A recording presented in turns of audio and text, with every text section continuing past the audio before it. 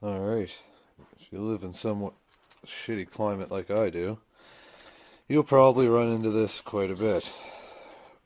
Bleed screw. As you know, if you're in a climate like mine, they do not like to come out. This particular caliper is off a Kia, and they were nice to make it out of aluminum. And of course the bleed screw is steel. So, first thing you do not put a wrench on it.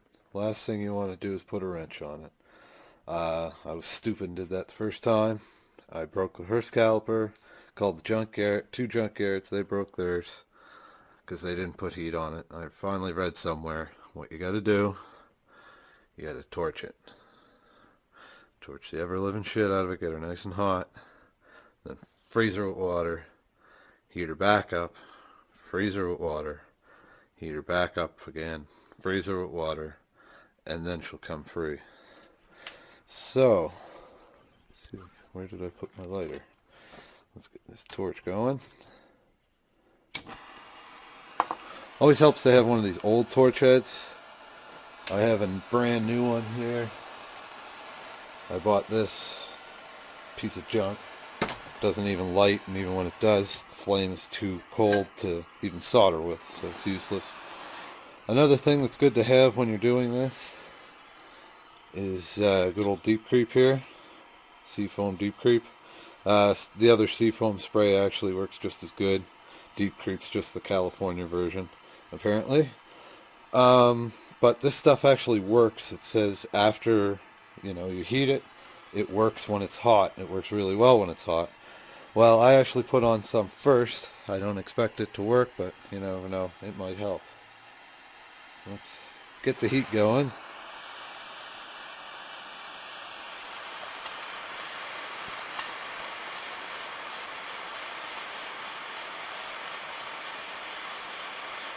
So I'm just going to let this go and keep doing this.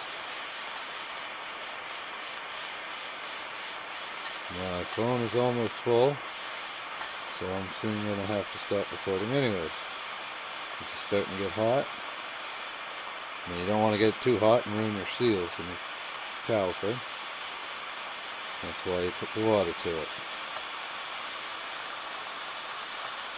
It's getting good and hot now. You see, I don't know if this will focus, but the deep creep is all boiling off. Let's give her a little shot of water.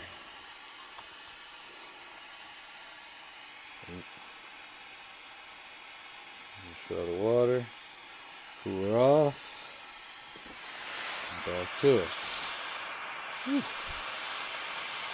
Trying not to get the water in the piston, but it doesn't matter, it's going to all get pushed out anyways. And I'm just going to keep doing this, and come back and we'll see if I had any luck.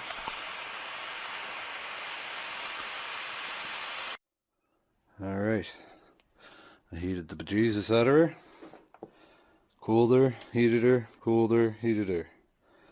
It actually just spurted out some fluid at me. It's so hot. Just give her a little try here. Ha! Look at that, boys. And that's metal into aluminum. Look at that. No effort. I didn't force this at all. And look at that. Out she comes. It's an easy way to get you out of a jam. I almost had to pay $100 for a new caliper just because of that. Luckily I found a used one, and buddy just gave it to me, but we figured that I was at a loss. Didn't think I'd get that out, but now you know how. And it's a good trick, very good trick. This is actually my first time doing it, but when I heard it I thought you couldn't go wrong, and sure enough you can't. So there you go. There's how you get your bike bleeder out the first time, the easy way. Don't break it. Don't buy a new caliper. Just take it off and heat the ever-living fuck out of that screw and cool it and heat it and cool it so that metal expands, contracts, expands, contracts.